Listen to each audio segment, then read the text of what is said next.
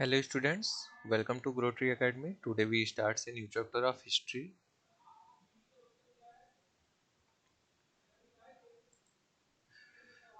Tribes, nomads and settled communities. So we start. You saw in chapter 2, 3 and 4 how kingdom rose and fell.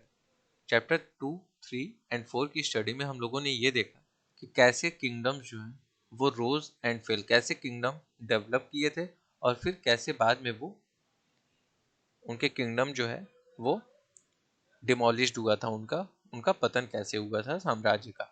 Even as this was happening, new arts, craft and production activities flourished in towns and villages. इस kingdom में even as this was happening, new arts, craft and production activities flourished in towns and villages. कैसे गांवों में इन सब घटनाओं के बावजूद भी किस तरह से गांवों में आर्ट्स, क्राफ्ट और प्रोडक्शन एक्टिविटी जो है वो फल फूल रही थी. फ्लोरिश मतलब होता है प्रोग्रेस करना, फलना फूलना. Over the centuries important political, social and economical developments had taken place. और इस टाइम में एक लंबे गैप के बाद कई important political, social and economic development हुए. But social change was not the same everywhere. लेकिन सोशल चेंजेस जो थे वो हर जगह सेम नहीं थे, because different kind of societies involve differently. क्यों? क्योंकि डिफरेंट काइंड्स की सोसाइटी जो है वो हर जगह की सोसाइटी जो है वो डिफरेंट होती है एक दूसरे से. सो इस वजह से social changes was not the same everywhere. It is important to understand how and why this happened. तो ऐसा कैसे और क्यों हुआ यह समझना इम्पॉर्टेंट है. In large parts of the subcontinent society was already divided according to the rules of varna. और इस सब कंटिनेंट के एक बड़े पार्ट्स में सोशल, समाज और वर्ण के नियम के अनुसार ही जो है वो पहले से डिवाइड था. This rules as prescribed by the Brahmans. और ये रूल जो है ब्राह्मण्स के द्वारा प्रिस्क्राइब किए गए थे, उनके द्वारा बनाए गए थे. Were accepted by the rulers of the large kingdom, the difference between the high and low and the between the rich and poor increase. और इसमें जो है ऊंचे और नीचे और अमीर और गरीब के बीच का लोगों का जो गैप था वो काफी बढ़ता गया. Under the Delhi Sultanate and the Mughal, the hierarchy between social class grew further. और इस टाइम पे दिल्ली के जो सुल्तान्स थे और मुगलों के काल में ये हियरची सिस्टम जो है वो और ज्यादा जटिल हो गया. हियरची में श्रेणीबद्ध सिस्टम था, जैसे वर्ण व्यवस्था थी, वो और ज्यादा जटिल हो गई और ज्यादा बढ़ गए. Beyond big cities tribal societies. Beyond big cities tribal societies जो थी वो किस तरह से बड़े शहरों से बिल्कुल अलग थी. There were however other kind of society as well. Many societies in the subcontinent did not follow the social rules and rituals prescribed by the Brahmans. इस तरह से दूसरे तरह के समाज भी उस समय मौजूद थे. Many societies in the subcontinent did not follow the social rule. और बहुत सारी सोसाइटी जो है वो सब कंटिनेंट्स में सोशल रूल को फॉलो नहीं कर रही थी और रिचुअल्स को भी फॉलो नहीं कर रही थी जो ब्राह्मण्स के द्वारा प्रेस्क्राइब किए गए थे. Nor were they divided into numerous unequal classes. Such societies are often called tribes. इस तरह से वे कई non numerous, nor were they divided into numerous unequal class. इस तरह से नहीं ये वे कई असमान वर्गों में विभाजित थे. सच सोसाइटीज आर ऑफ्टन कॉल्ड ट्राइब्यूट्स. और अक्सर ऐसे समाजों को क्या कहा जाता था? ट्राइब्स कहा जाता था. ट्राइब्स मतलब जनजातीय लोग. So member of each tribe were united by kinship bonds. Many tribes obtained their livelihood from agriculture, other were hunter gatherers और herders। इस तरह से उसमें से बहुत सारे जो ट्राइब्स थे वे member of each tribe were united by kinship bonds। Many tribes obtained their livelihood from agriculture और ज्यादातर ट्राइब्स जो होते थे वो अपना जीवन यापन एग्रीकल्चर से करते थे। अदर वेयर हंटर गैदर्स और हर्डर्स और उसमें से बहुत सारे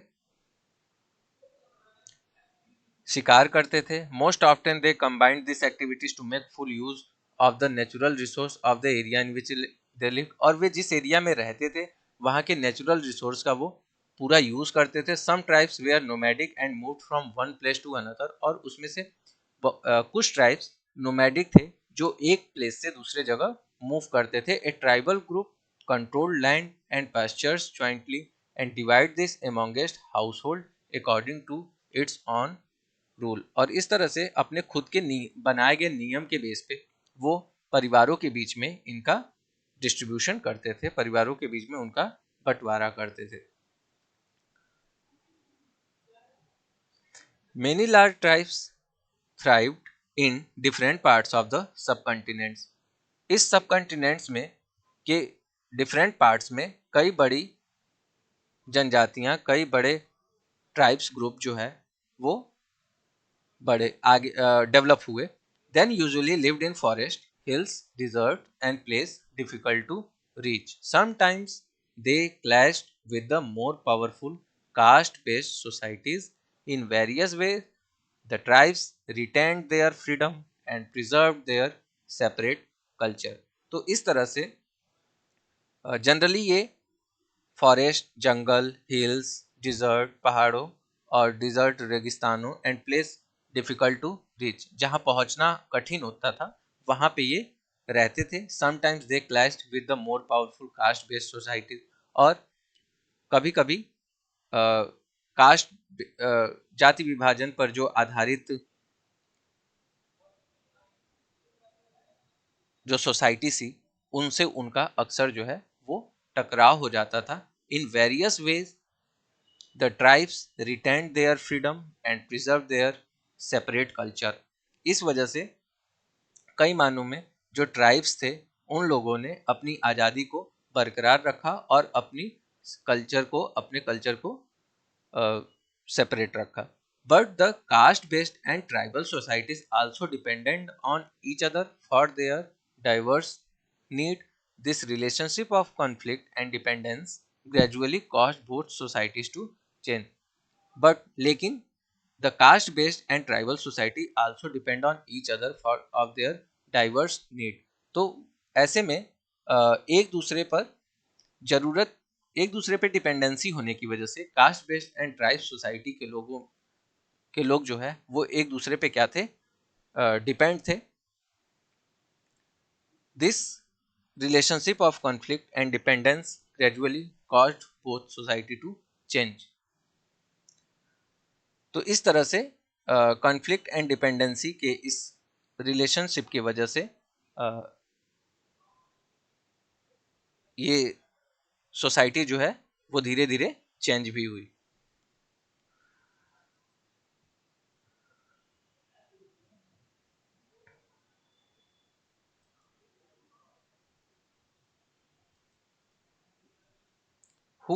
who were tribal people?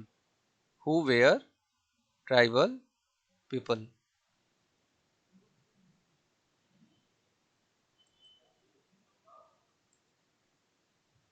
Who were tribal people? जनजातीय लोग कौन थे, ट्राइबल कौन थे, ये इस हेडिंग में हम लोग रीड करेंगे।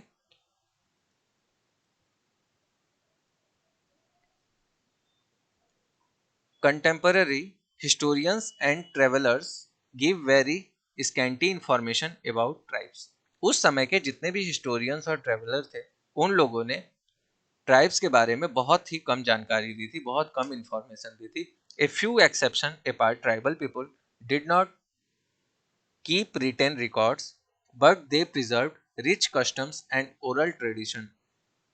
अगर हम कुछ एक्सेप्शंस को छोड़ दें तो जितने भी ट्राइब्स लोग थे वो उनके पास कोई रिटेन इंफॉर्मेशन नहीं थी, कोई उनके पास रिटन रिकॉर्ड्स नहीं थे, but they preserved rich custom and oral tradition. लेकिन उनके पास ओरल ओरल ट्रेडिशन को वो क्या करते थे, प्रिजर्व करते थे। This were pass down to each new generation. Present day historians have started using such oral tradition to write tribal histories. और इस तरह से ये परंपराएं जो थी वो हर पीढ़ी को विरासत में मिलती थी। आज के जितने भी हिस्टोरियंस हैं उन लोगों को ये ट्राइब्स हिस्ट्री लिखने में काफ़ी यूजफुल रही है। मतलब जो प्रीवियस रिकॉर्ड्स होते थे उसी के बेसिस पे लोगों को रिकॉर्ड्स लिखने में आसानी रहती है। So present day historians have started using such oral tradition to write tribal histories. तो आज के टाइम में आज के जितने भी हिस्टोरियंस हैं वो लोगों को ट्राइब्स के इतिहास को लिखने के लिए इस ओरल ट्रेडिशन का यूज करने लगे हैं। Tribal people were found in almost every region of the subcontinent. Tribal लोग सब कंटिनेंट के लगभग हर क्षेत्र में पाए जाते हैं। The area and influence of a tribe varied at different point of time. Some powerful tribes control large territories. कुछ पावरफुल ट्राइब्स जो है उसने कई लार्ज टेरिटरीज को भी कंट्रोल किया है। Like in Punjab the Khokhar tribe was very influential during the 13th and 14th century। तो इस तरह से पंजाब में जो खोखर ट्राइब्स के लोग थे वो 13 और 14 सेंचुरी में काफ़ी इन्फ्लुएंशियल थे, काफ़ी शक्तिशाली थे। Later the Gakhars become more important। their chief Kamal Khan Gakhar was made a noble by Emperor Akbar। in Multan and Sindh the Langhas and Arghuns dominated extensive region before they were subdued by the Mughals। तो इस तरह से बाद में गखर लोग ज़्यादा महत्वपूर्ण हो गए। क्यों? क्योंकि उनके जो मुखिया थे कमाल खान गखर को बादशाह अकबर ने मनसबदार बनाया था। और इन मुल्तान और सिंध में the Langhans and Arghuns dominated extensive region before they were subdued by Mughal. तो इस तरह से मुल्तान और सिंध में मुगलों के द्वारा अधीन कर लिए जाने से पहले लंगाह और अरघुन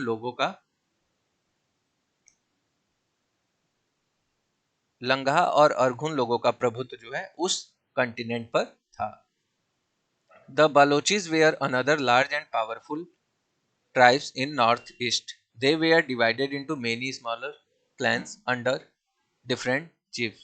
तो इस तरह से इस हेडिंग में हम लोग डिफरेंट रीजन्स के कुछ इंपॉर्टेंट ट्राइब्स के बारे में पढ़े। सो they were divided into many smaller clans under different chiefs। in the western Himalaya lived in the Sephard tribe of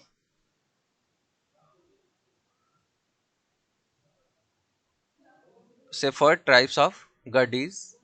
The distant northeastern part of the subcontinent too was entirely dominated by tribes, the Nagas, Ahom and many others। तो सब continent के north east part के भाग पर भी नागा, अहोम और कई दूसरी अदर ट्राइब्स का कंट्रोल था।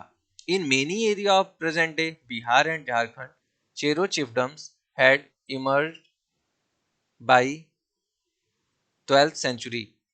Raja Man Singh, Akbar famous general, attacked and defeated the Chero in 1591। और करंट टाइम्स में बिहार और झारखंड के कई एरिया में 12th सेंचुरी तक चेर जो सरदार शाह थे उनका डेवलपमेंट हो चुका था, उनका उदय हो चुका था। राजा मान सिंह जो कि अकबर के प्रसिद्ध सेनापति थे, उन्होंने 1591 में चेर लोगों पर हमला किया और उन्हें परास्त किया। A large amount of booty was taken from them but they were not entirely subdued. और उन्होंने लूट कर उनसे अच्छे अमाउंट में माल इकट्ठा किए, लेकिन वे पूरी तरह अधीन नहीं बनाए गए। Under Aurangzeb, Mughal forces captured many Cheros fortress and subjugated the tribe. The Mundas and the Santhal were among the other important tribes that lived in this region and also in Odisha and Bengal. तो औरंगजेब के time में मुगल सेनाओं ने chair लोगों के कई किलों पर कब्जा किया और इन जनजातियों को अपने अधीन बना लिया था, अपने कंट्रोल में ले लिया था। और इस क्षेत्र में रहने वाली जो इम्पोर्टेंट ट्राइब्स थे, मुंडाज एंड संताल, ये उड़ीसा और बंगाल में भी रहते थे। The Maharashtra Highlands and Karnataka were home to Kolis, Birats, and numerous others. Kolis also lived in many areas of Gujarat. Further south, there were large tribal population of Koragas, Vetars, and Marwars, and many others. Karnataka और महाराष्ट्र की पहाड़ियों, कोली बेरात तथा कई दूसरी जनजातियों के निवास स्थान थे। कोली लोग जो है वो गुजरात के कई इलाकों में भी रहते थे और कुछ और जो साउथ में कोराग, बेतर, मारवाड़ और दूसरी दूसरी ट्राइब्स की वहां पे बहुत बड़ी आबादी थी। The large tribe of Bhils was the large tribes of Bhil was spread across western and central India. और इस तरह से भीलों की जो बड़ी जनजाति थी वो वेस्टर्न एंड सेंट्रल इंडिया में फैली हुई थी। By the late 16th century many of them had become settled agriculturist and some even zamindar. और 16th सेंचुरी तक आते आते उनमें से कई जो है वो जमींदार बन चुके थे, एग्रीकल्चरिस्ट बन चुके थे। Many wheels clans nevertheless remained hunter gatherers. The Gond were found in great number across the present day states of Chhattisgarh, Madhya Pradesh, Maharashtra and Andhra Pradesh. और इस तरह से भीलों के कई कुल शिकारी संग्राहक थे। जैसे करंट में छत्तीसगढ़, मध्य प्रदेश, महाराष्ट्र और आंध्र प्रदेश में गोंड लोग जो है वो काफी लंबे, काफी लार्ज अमाउंट में आज भी इस्टेब्लिश्ड है।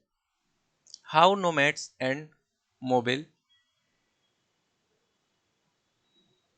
How nomads and mobile people lived. तो इस चैप्टर में, इस हेडिंग में हम लोग ये पढ़ेंगे थे कि जो नोमैड्स थे वो कैसे, नोमैड्स और मोबाइल लोग कैसे थे। Nomadic pastoralists moved over long distance with their animals. Nomadic pastoralists जो थे, मतलब नोमैडिक चरावाह जो थे, वो कैसे लंबी दूरी अपने एनिमल्स के साथ करते थे। They lived on milk on other pastoral products. वे कैसे milk and other pastoral products पे रहते थे, कैसे चारागाह प्रोडक्ट्स पे रहते थे। They also exchange wool, ghee etcetera with settled agriculturist for grain, cloth, utensils and other product.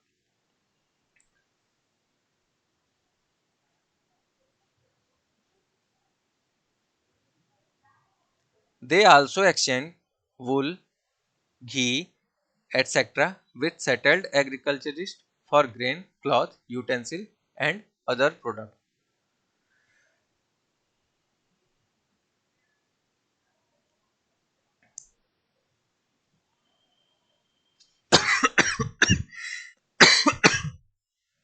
और वे लोग जितने भी एग्रीकल्चरिस्ट थे, उन लोगों से कैसे अनाज, कपड़े, बर्तन और ऐसी चीजों के लिए ऊन या घी इत्यादि, इन सब चीजों को वो क्या करते थे, उनका एक्सचेंज करते थे। They bought and sold this goods as they move from one place to another. और जब वे एक प्लेस से दूसरी जगह मूव करते थे तो वे अपने गुड्स को तो वे उस गुड्स को बेच देते थे, transporting them on their animals. और एक जगह से दूसरी जगह आते जाते समय वे अपने सामानों को एक्सचेंज खरीदते थे, खरीदते या बेचते थे। The Banjara were the most important traders. Trader nomads, Banjara जो थे, बंजारा लोग वो सबसे इंपॉर्टेंट ट्रेडर्स नोमैड्स थे। Their caravan was called tanda, और उनका जो कारवा था वो टांडा कहलाता था। Sultan Alauddin Khilji use the Banjara to transport grain to the city market, और सुल्तान अलाउद्दीन खिलजी बंजारों का ही इस्तेमाल करके बंजारा का ही इस्तेमाल करके सिटी के मार्केट नगर के बाजारों में, सिटी के मार्केट्स में अनाजों की ढुलाई करते थे। Emperors Jahangir wrote in his memories that the Banjara carried grain on their bullock from different area and sold it in towns. Jahangir ने भी अपने मेमोरीज में लिखा है कि जो बंजारा लोग हैं वो बैलों पर अनाज लेकर शहर में बेचते थे। They transported food grains for the Mughal army during military campaign, और मिलिट्री कैंपेन के टाइम में वे मुगल आर्मियों के लिए फूड ग्रेन्स की भी ट्रांसपोर्टिंग करते थे। With large army there could be 1 lakh bullock carrying grain, और इस तरह से किसी भी with a large army there could be 1 lakh bullock carrying grain, इस तरह से किसी भी लार्ज आर्मी के लिए 1 लाख बैल अनाज कैसे कैरी करते होंगे। Many pastoral tribes reared and sold animals such as cattle and horse to the prosperous people. कई पशुचारी ट्राइब्स जो थे, कई जो पेस्टोरल ट्राइब्स थे, वो रियर्ड एंड सोल्ड एनिमल, वो जानवरों को बेचते थे। Such as cattle and horse, कई घोड़ों जैसे जानवरों को पालते पोसते थे, और संपन्न लोगों को हाथों उनको बेचते थे, प्रॉस्पिरियस लोग उनको खरीदते थे। Different caste of petty peddlers also travelled from village to village, और छोटे छोटे जो फेरी वाले की जो विभिन्न जातियां थी वो भी एक गांव से दूसरे गांव तक घूमती थी।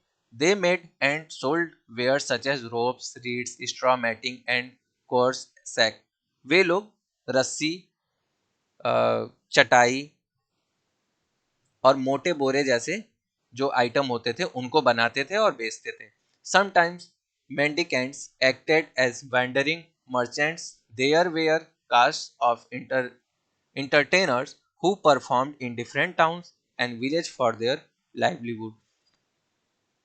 तो they were caste of entertainers who performed in different towns and village for their livelihood. उसमें से बहुत से लोग ऐसे थे जो इंटरटेन करते थे टाउन्स में, विलेज में, अपने जीवन यापन के लिए, अपने लाइवलीहुड के लिए।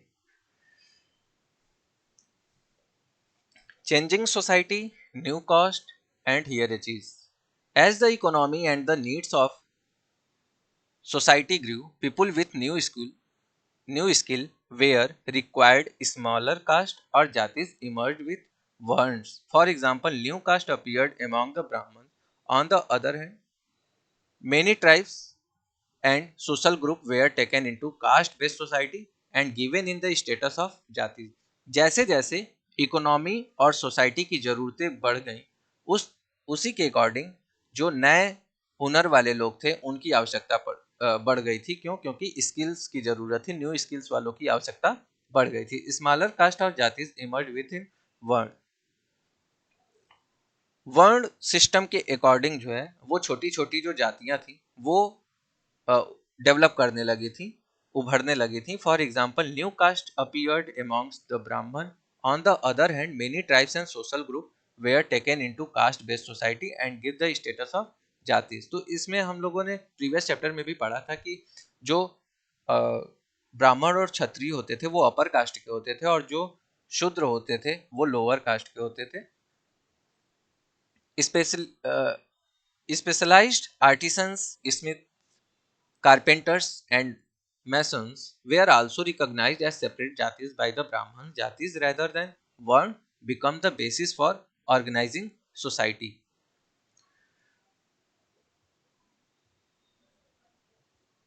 तो इस तरह से स्पेशलाइज्ड आर्टिसंस जो थे, जिसमें सुनार थे, लोहार थे और मैसन्स, बढ़ई थे, ये जितने भी लोग थे, ये सारे राजमिस्त्री को भी ब्राह्मणों द्वारा जातियों के रूप में मान्यता दे दी गई थी, और वर्ण की बजाय ये लोग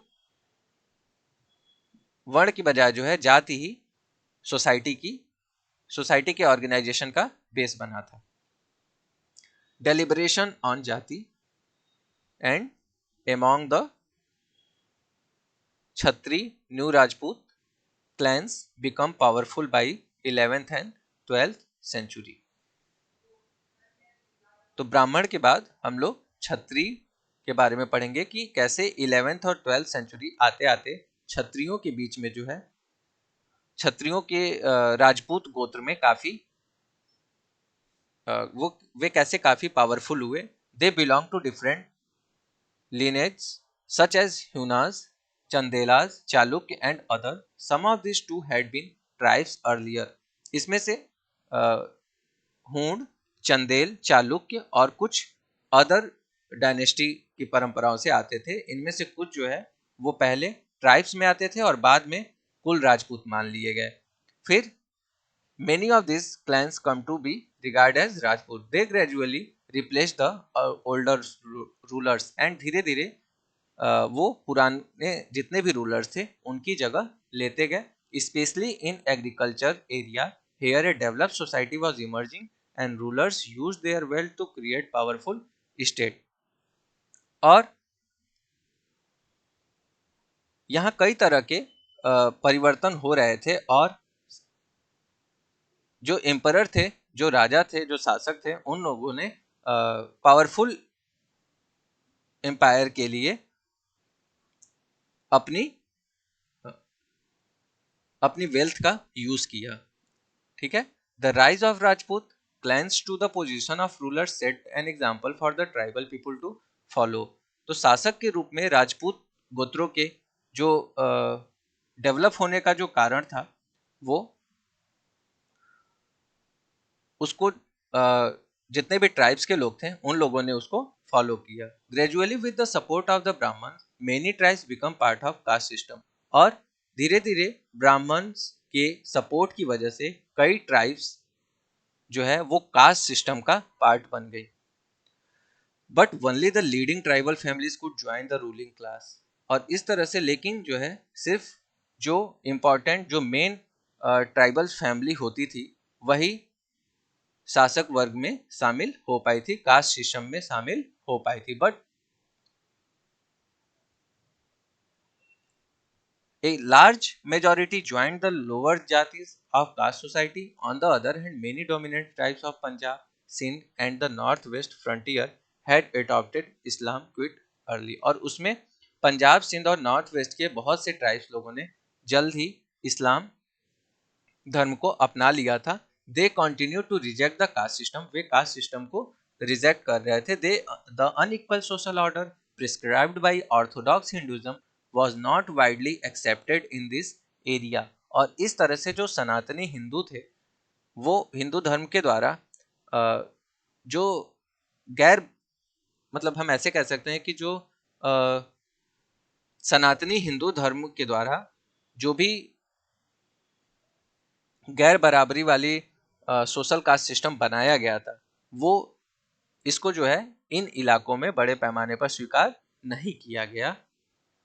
the emergence of state is closely related to the social changes almost tribal people. Two example of this important part of our history are described below.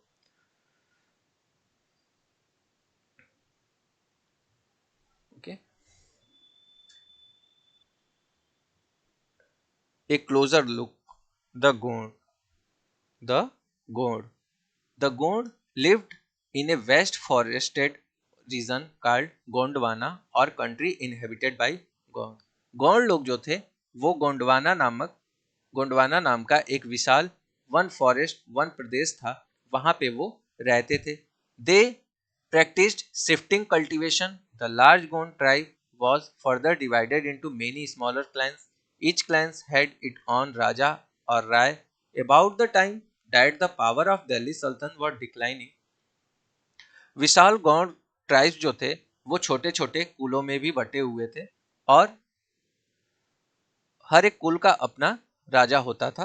About the time that the power of Delhi Sultan was declining, और जब जिस समय दिल्ली के सुल्तानों की power जो है वो कम हो रही थी, उसी समय कुछ गोंडवाना, कुछ गौड़ ट्राइब्स जो है वो उस छोटे छोटे सरदारों पर अपनी पावर बढ़ाने लगे और उस पर हावी होने लगे.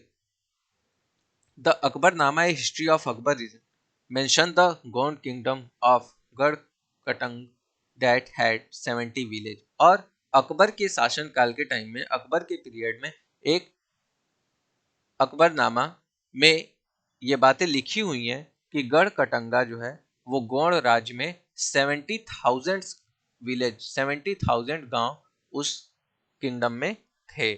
The administrative system of this kingdom was becoming centralised, और इस राज्यों की जो एडमिनिस्ट्रेटिव सिस्टम था, जो प्रशासनिक व्यवस्था थी, वो सेंट्रलाइज्ड हो रही थी. The kingdom was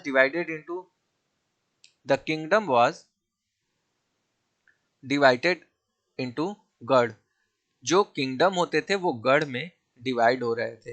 each garh was controlled by a particular Gond clan, और हर एक गढ़ को एक पर्टिकुलर गौड़ क्लैन के द्वारा नियंत्रित किया जाता था. This was further divided into units of 84 village called 84, और इन्हें जो है 84 गांवों की यूनिट्स में डिवाइड किया गया, जिसे 84 नाम दिया गया. The 84 was subdivided into barhots which were made up of 12 village each, और इसके थ्रू जो है 84 को भी सब डिवाइड किया गया बरहोत में, जिसमें हर एक बरहोत में 12 विलेज आते थे, 12 विलेज आते थे. The emergence of large states change the nature of Gond society. They are basically equal society gradually not divided into unequal social class. और इस तरह से जो बड़े बड़े बड़े राज्यों के the emergence of large states change the nature of Gond society, और लार्ज स्टेट के इमरजेंस होने की वजह से गौंड की जो सोसाइटी थी उनके नेचर में बहुत चेंजेस हुए. They are basically equal society gradually got divided into unequal social class. और इस तरह से धीरे धीरे जो है वो अनइक्वल सोशल क्लास में डिवाइड होता गया. Brahmans received land grants from the Gond raja. ब्राह्मणों को गौड़ राजाओं के द्वारा जमीनें मिलने लगी and become more influential. Okay,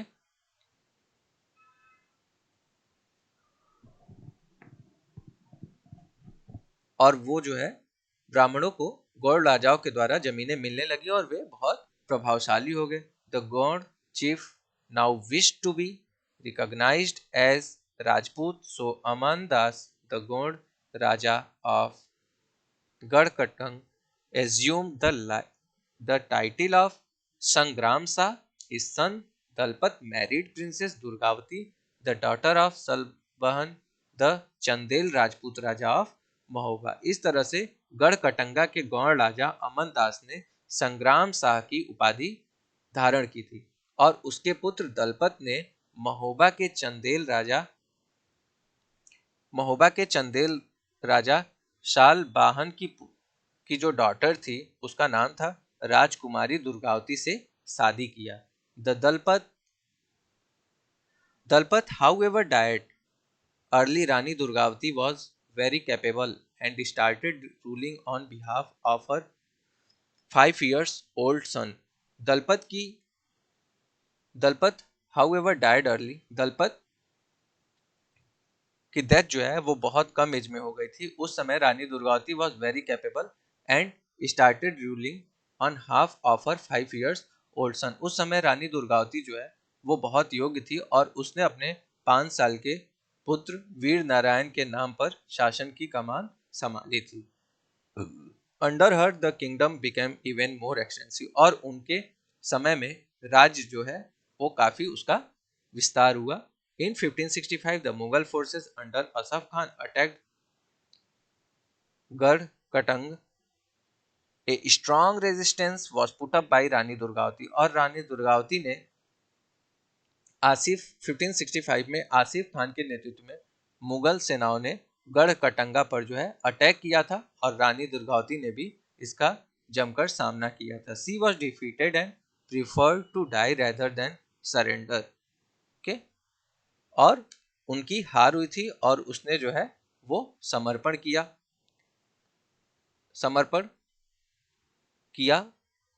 C was defeated and preferred to die rather than surrender, और उसने जो है सरेंडर की बजाय मर जाना ही बेहतर समझा. Her son too died fighting soon after. Garhakatanga was a rich state. It earned much wealth by trapping and exporting wild elephant to other kingdoms. When the Mughal defeated the Gond, they captured a huge booty of precious coins and elephant. तो गढ़कटंग जो है वो एक बहुत ही rich state था और उसने हाथियों को पकड़ने और दूसरे राज्यों में उन हाथियों को व्यापार करने में बहुत ही पैसा कमाया था. और जब मुगलों ने गौड़ों को हराया था तो उन्होंने लूट में बहुत ज्यादा बेशकीमती सिक्के और हाथियों को हथिया लिए थे. ठीक है, they annex part of the kingdom and granted the rest to Chandra Shah. इस तरह से उन्होंने राज्य का एक भाग अपने कब्जे में ले लिया और शेष भाग जो है वो वीर नारायण के चाचा चंदेर शाह को दे दिया गया. Despite the fall of Garhakatanga, the Gond kingdom survived for some time. However, they become much weaker and later struggled unsuccessfully against the stronger Bundelas and Maratha. लेकिन वे जो है बहुत ही कमजोर हो गए और बाद में पावरफुल बुंदेल और मराठों के खिलाफ उनके जो स्ट्रगल थे वो अनसक्सेसफुल थे, असफल रहे. So next, after Gond we read about Ahom. Ahom, the Ahom migrated to the Brahmaputra Valley from present-day Myanmar in the 13th century. Ahom लोग जो थे वो करंट में म्यांमार से आकर 13th सेंचुरी में ब्रह्मपुत्र घाटी में आकर के बसने वाले लोग थे. They created a new state by suppressing the older political system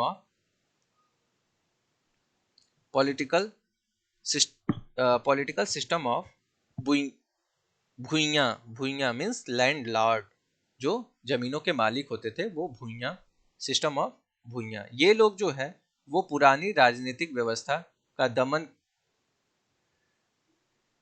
इन्होंने भुइयां लोगों की जो पुरानी राजनीतिक ओल्डर पॉलिटिकल सिस्टम था उसको खत्म करने के लिए नए राज्य की स्थापना की थी. During the 16th century they annexed the kingdom of. During the 16th century, 16th century में they annexed the kingdom of Chutiho and of Koch Hajo in 1581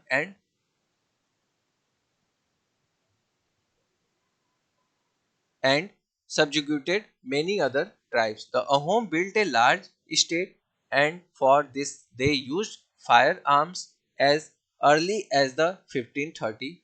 By the 1660 they could even make high quality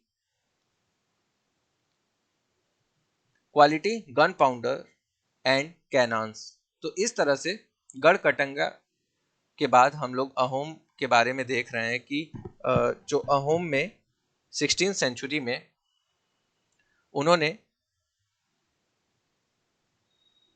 कई continent के राज्यों को अपने राज्यों में मिला लिया. उन्होंने कई अदर ट्राइब्स को भी अपने कब्जे में ले लिया था और अहोमों ने एक बड़ा राज्य बनाया था. और इसके लिए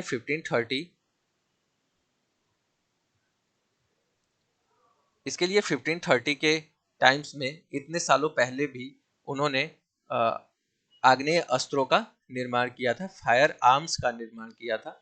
By the 1660 they could even make high quality gun powder and cannons. और 1660 में आते आते वे कैसे जो है बारूद और तोपों का भी निर्माण करने लगे। तो इस तरह से अहोम लोगों का किस तरह से डेवलपमेंट हुआ, उन लोगों ने फायर आर्म्स के साथ साथ गन पाउडर और कैनन्स भी बनाने लगे। However the homes faced many invasions from the southwest. In 1662 the Mughal under Mir Jumla attacked the Ahom kingdom. Despite their brave defense, the Ahom were defeated, but direct Mughal control over the region could not last long. लेकिन अहोम लोग जो थे, अहोम लोगों को south west से कई आक्रमणों का सामना करना पड़ा था। इन 1662 द मुगल अंडर मीर जुमला अटैक द अहोम किंगडम। 1666 में मीर जुमला ने अहोम किंगडम पर अटैक किया। Despite their brave defence the Ahom were defeated. Ahom को हार का सामना करना पड़ा था, but direct Mughal control over the region could not last long. लेकिन उस क्षेत्र पर मुगलों को जो नियंत्रण मिला था वो लंबे टाइम तक नहीं टिक सका था। The Ahom state depended upon forced labor. Those forced to work for the state were called pike. A census of the population was taken. Each village had to send a number of pikes by rotation. तो इस तरह से census के लिए जो है वो अहोम राज्य में सेंसस के लिए हर एक विलेज को अपनी अपने चांस आने पर जो है एक निश्चित नंबर्स में पाइक भेजने होते थे। ठीक है। People from heavily populated area were shifted to less populated places. और लोगों को जो है सेंसस के बाद ये पता चलता था कि किस एरिया में डेंसिटी ज़्यादा है, उसके अकॉर्डिंग जो है पॉपुलेशन हैवी पॉपुलेटेड एरिया से लोगों को शिफ्ट किया जाता था लेस पॉपुलेटेड प्लेस की ओर। Ahom clans were thus broken up. By the first half of the 17th century the administration became quite centralized. इस तरह से अहोम जो है वो अहोम के जो Ahom clans were thus broken up. Ahom कुल जो थे वो टूट गए by the first half of the 17th century. और 17th सेंचुरी के फर्स्ट हाफ में the administration become quite centralised. जो एडमिनिस्ट्रेशन था वो सेंट्रलाइज हो चुका था। Almost all adult male serve in the army during war. और मोस्टली लगभग सभी एडल्ट जो थे, एडल्ट मेल जो थे वो आर्मी के वॉर में जो है सर्विस देने लगे। And second times other times they were engaged in building dams, irrigation system. और दूसरे समय में वे लोग जो है वो बिल्डिंग डैम्स बनाने में, इरिगेशन सिस्टम में एंड अदर पब्लिक वर्क्स में काम करने लगे। The Ahom also introduced new method of rice cultivation. और अहोम लोगों ने चावल की खेती के लिए कई अलग अलग तरीके, कई नए तरीके खोजे थे। Ahom society was divided into clans और khels. There were very few caste of artisans. So artisans in Ahom area came from the adjoining kingdom. A khel often controlled several villages. Ahom जो था वो अहोम समाज जो था, अहोम सोसाइटी जो थी वो कई कुलों में डिवाइड थी। There were very few caste of artisans. और so artisans in the Ahom area came from the adjoining kingdom. ठीक है, जिन्हें क्या कहते थे? खेल कहते थे। अहोम सोसाइटी कई कुलों में डिवाइडेड थी जिन्हें खेल कहा जाता था। और वे वहां पे देयर वेयर वहां पे आर्टिसन जो थे वो बहुत कम जातियां थी उनकी, इसलिए जो है अहोम एरिया में जो आर्टिसन थे वो पास के एरिया से आए थे। ए खेल often control several village. The peasants was given land by his village community. और अहोम क्षेत्र में वे अपने पास के एरिया से आए थे जो आर्टिसन थे। और एक खेल के नियंत्रण में कई गांव होते थे। मतलब एक अहोम सोसाइटी जो डिवाइड थी खेल में, उनके कंट्रोल में कई गांव होते थे। The peasant was given land by his village community. और किसानों को अपने विलेज कम्युनिटी के द्वारा जमीन दी जाती थी। Even the king could not take it away without the community consent, और बिना कम्युनिटी की सहमति के राजा तक इसे वापस नहीं ले सकता था। Originally the Ahom worshipped their own tribal gods during the first half of the 17th century. However, the influence of Brahmins increased temples and Brahmins were granted land by the king. और इस तरह से शुरुआत में अहोम लोग जो थे वो अपने अपने देवताओं की पूजा करते थे during the first half of the 17th century. लेकिन 17th सेंचुरी के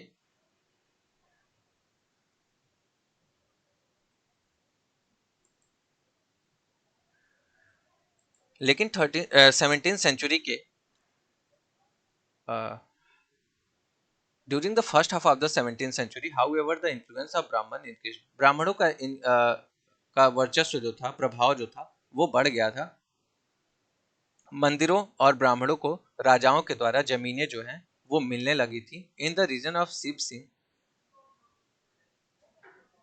Hinduism became the predominant religion. और सिम सिंह जिनका 1714 टू 1744 तक शासनकाल रहा, Hinduism became the predominant religion, but the Ahom king did not completely give up their traditional belief after adopting Hinduism.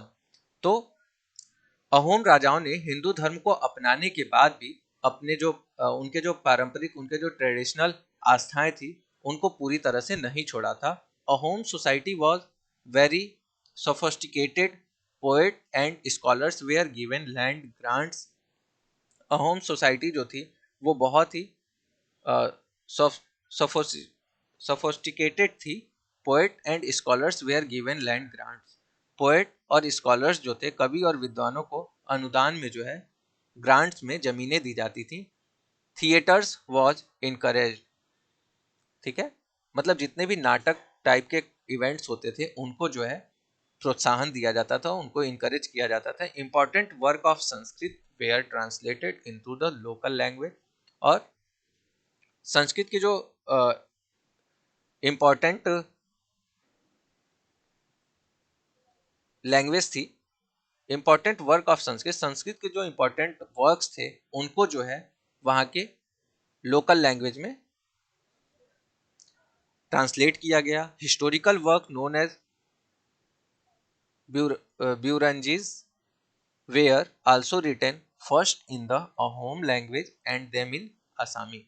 और ब्यूरंजी जो एक हिस्टोरिकल वर्क्स था उसको अहोम भाषा में और फिर असामिया लैंग्वेज में लिखा गया था। तो इस तरह से अहोम की भी हम लोगों ने स्टडी किया। तो अहोम और गौड़, ये जो दोनों ट्राइब्स के बारे में हम लोगों ने पढ़ा। उसके बाद कंक्लूजन गिवन है यहाँ पे इस चैप्टर का। Conclusion, considerable social changes took place in the subcontinent during the period we have been examining. Word based society and tribal people constantly interacted with each other. जिस considerable social change took place in the subcontinent during the period we have been examining. जिस time की हम लोग जिस दौर की हम लोग चर्चा कर रहे हैं, उस दौर के टाइम में भी सब कॉन्टिनेंट में काफी सोशल चेंजेस हुए थे। वर्ड बेस्ड सोसाइटी और tribal people constantly interact with each other. Word based society जो थी और जो ट्राइबल लोग थे वो एक दूसरे के साथ हमेशा जो है संपर्क में रहते थे। This interaction caused both kind of society to adopt and change. और इस the interaction caused both kind of societies, और दोनों सोसाइटीज के द्वारा दोनों सोसाइटीज के द्वारा कई चेंजेस हुए। There were many different tribes and they took up diverse livelihood. Over a period of time, many of them merged with caste-based society. Other were, however, rejected both the caste system and orthodox Hinduism. ठीक है, तो बहुत सी कई tribes ऐसी थी और उन्होंने भी कई टाइप्स की लाइवलीहुड्स को अपनाया था। ठीक है।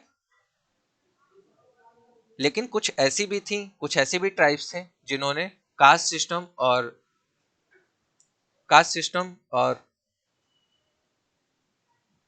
ऑर्थोडॉक्स हिंदुइज्म धर्म दोनों को ही नकार दिया था। Some tribes established extensive state with well organised system of administration. ठीक है। कुछ जनजातियों ने जो है वेल ऑर्गेनाइज सिस्टम, सुसंगठित एडमिनिस्ट्रेशन व्यवस्था वाले स्टेट की स्थापना की थी। दे दस बिकम पॉलिटिकली पावरफुल। तो इस तरह से वे राजनीतिक रूप से काफी ताकतवर हो गए थे। This brought them into conflict with larger and more complex kingdom and empire. और ऐसे जो है उनके राज्यों में और साम्राज्यों में एक साथ संघर्ष की स्थिति हो गई थी। तो इस चैप्टर में भी हम लोगों ने tribes, nomad and settled communities के बारे में पढ़ा है। Okay, so students please complete your exercise after revise this chapter. Okay, so please complete this chapter. Thank you.